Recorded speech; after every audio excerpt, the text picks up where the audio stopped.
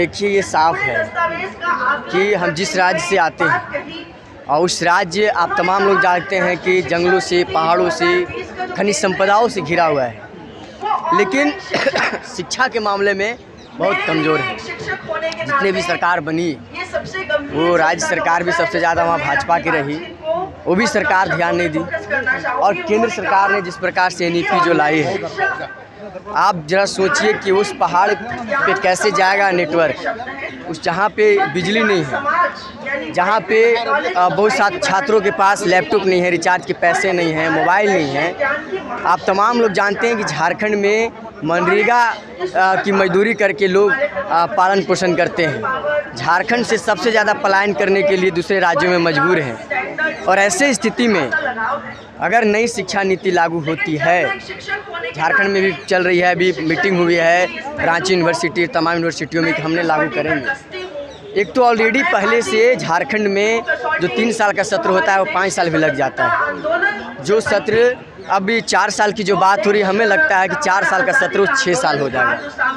University की हालात है कि झारखंड में 40% से ज़्यादा प्रोफेसरों का पद खाली है। यूनेस्को ने एक रिपोर्ट जारी किया कि 6200 स्कूलों में मात्र एक शिक्षक पढ़ा रहे हैं। 60,000 से ज़्यादा शिक्षकों का पद खाली है।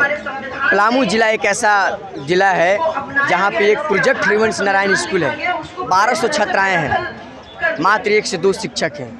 राइट टू एजुकेशन के अनुसार बात होती है कि 30 विद्यार्थियों पे एक शिक्षक होनी चाहिए। इस पर कोई चर्चा नहीं हो रहा है। चर्चा नहीं हो रहा है कि झारखंड में कैसे नई शिक्षा नीति जब लागू होगा तो वो कैसे झारखंड में लोगों को मिलेगा। अगर 90% छात्र इस शिक्षा से वंचित हो जा रहे हैं तो ये फाइनल है कि नई शिक्षा नीति नहीं चलेगी। दूसरी बात कि जिस देश में, जिस राज्य में भूख से लोगों की मौत हो रही है, उस राज्य में, उस देश में सरकार बोलती है कि हम ऑनलाइन शिक्षा सफल हो जाएगी। 40% ऑनलाइन शिक्षा की बात कर रही है। ये बात नहीं कर रहे हैं कि जितने भी पद हैं झारखंड या प्रदेश के अलग अलग विश्वविद्यालय में प्रोफेसरों का पद, स्कूलों में शिक्षकों का पद, छात्रों को छात्रवृत्ति और साइकिल नहीं मिल पा रहा है, बिल्डिंग सही नहीं है, छात्र सड़कों पे इस बार मैं झारखंड में बताऊं एग्ज़ाम देने के लिए लोग नीचे बैठ के एग्ज़ाम दे रहे हैं। इस पर सरकार की कोई चिंता नहीं है। चिंता है भाई कि कैसे पूंजीपतियों के लिए जिस प्रकार से रेल, बैंक, LIC, हवाई अड्डा, बैंक, ये अब्रक, कोयला, तमाम चीज़ें जो बेची जा रही हैं, वैसे शिक्षा को बेच दिया जाए ताकि देश में कुछ लोगों को शिक्षा मिल सके। दलित, आदिवासी, गरीब तबका के लोगों को शिक्षा से वंचित किया जाए ताकि वो रोज़गार के सवाल न उठा सके, ताकि हिंदू मुसलमान का जो देश में चल रहा है उसके सवाल को उसमें उलझे सके। ये इसीलिए सरकार ऐसा कर रही है।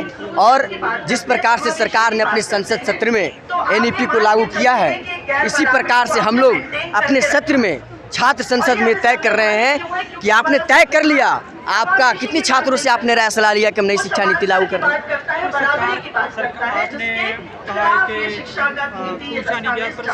आवाज़ नहीं आ रही। प्रधानमंत्री ने एक सभा में कहा है कि हमने पहले ये लोगों में भेजा है, प्रोफेसरों से बात की है और उसके बाद ये चीज़ लागू की गई है। आपको क्या लगता है जो आपके बीच प्रोफेसर आए हैं, जो भी बात रख रहे हैं, ये क्या प्रोफेसर नहीं है? ये जनवादी और लगातार छात्रों की बात कर रहे हैं। ये छात्र की बात जो बता रहे हैं, आप निजीकरण की बात करते हैं। किसी भी प्रकार का निजीकरण होता है तो आप तमाम समझ जाइए कि जो छात्र हैं, गरीब छात्र, वो पढ़ने से वंचित हो जाएंगे। मैं तो सवाल कर रहा हूँ कि आप झारखंड के बारे में क्या सोचते हैं, जहाँ पे नेटवर्क नहीं है, जहाँ पे मोबाइल नहीं है, जहाँ पे लैपटॉप नहीं है, जहाँ पे बिजली नहीं है, उस पहाड़ के नीचे जो रहने वाले लोग हैं उसके बारे में आप क्या सोच रहे हैं? आप देश चला रहे हैं ना, तो आप चला रहे हैं तो झारखंड भी एक हिस्सा है ना देश का। और ये झारखंड की सिर्फ मैं बात नहीं कर रहा हूँ, देश के कई हिस्से ऐसे होंगे, कई ऐसे हिस्से होंगे। अभी लॉकडाउन के दौरान छात्रों को सबसे ज़्यादा भुगतना पड़ा। बहुत छात्र ने पढ़ ही नहीं पाया, उनके पास व्यवस्था नहीं है। आप जरा सोचिए, 200-250 रुपया मजदूरी मिल रहा है, 300 रुपया 25 दिन का रिचार्ज का दाम हो गया है। कैसे लोग करेंगे? लोग पलायन करने दूर जा रहे हैं, 200-250 रुपया कमा रहे हैं, बहुत बेरोजगार पड़े हैं, तो कैसे होगा? सरकार की तरफ से ये भी कहना है कि जो हमने ये बदलाव किया है 21वीं सदी में जो पुरानी नीतियां हैं 20वीं सदी की नीतियां हैं 21वीं सदी में नहीं चला जा सकता है पुरानी नीतियों को लेकर, इसलिए इसमें चेंजेस की गई है। चेंजिंग ठीक है। मैं फिर वही सवाल मैं आपको बताऊंगा कि आप उस इलाकों के लिए क्यों नहीं सोचे। आप तो नहीं बात किया कि भाई हम तमाम लोगों को लैपटॉप देंगे। फंड कटौती, सीट कटौती लगातार हो रहा है। छात्र कैंपसों में जो है प्रोफेसरों का पद खाली है, क्यों नहीं भरा जा रहा है। ये सरकार का पिछले 8 साल से सरकार चल रही है ना, पिछले 8 साल से मोदी सरकार चल रही है। इस पर क्यों बात नहीं करती है कि मैं तमाम जो विश्वविद्यालय में फंड कटौती हो रहा है, सीट कटौती, उसको रोकेंगे। जो विश्वविद्यालय में पद खाली उसको हम भरेंगे। लाइब्रेरी जहाँ है हम लाइब्रेरी देंगे। क्यों नहीं बात कर रहे हैं।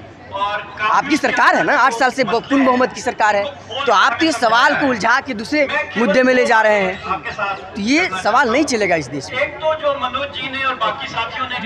क्या नाम है? मेरा नाम फिरोज़ है। मैं प्रतापगढ़ कोंडोर नगर पंचायत से। क्या कहना चाहते हैं? मैं कहना ये चाह रहा हूँ कि ये जो नई शिक्षा नीति आई है इसमें बहुत सी ज़्यादा खामियाँ हैं। पहली खामियाँ थे कि ये और गरीब और अमीर के बीच एक खाई पैदा कर रही है, क्योंकि इन्होंने साफ तौर से लिखा है कि विल बी प्राइवेट सेक्टर को ये इनकरेज करेंगे। जब आप प्राइवेट सेक्टर को आप इनकरेज करेंगे तो इसमें कौन से बच्चे पढ़ेंगे। इसमें सिर्फ और सिर्फ बड़े लोगों के बच्चे पढ़ेंगे, ना तो इसमें दलित का बच्चा पढ़ेगा, ना तो इसमें माइनॉरिटी का बच्चा पढ़ेगा, ना शोषित दलित वंचित जो भी समाज के लोग हैं दबे कुचले हैं वो पढ़ ही नहीं पाएंगे, क्योंकि उनके पास फीस ही नहीं है। भाई प्राइवेट में हम कहाँ से पढ़ाएंगे।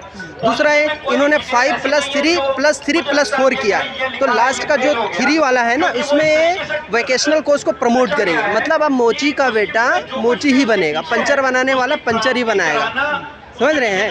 ये उसको हायर एजुकेशन में प्रमोट नहीं कर रहे हैं, उसको सम्मान नहीं दे रहे हैं कि आप यहाँ पे करेंगे तो उसका हम उस पर आप IAS भी बन सकते हैं, PCS भी बन सकते हैं, इवन की जो भी नौकरियाँ हैं उसमें हम करेंगे।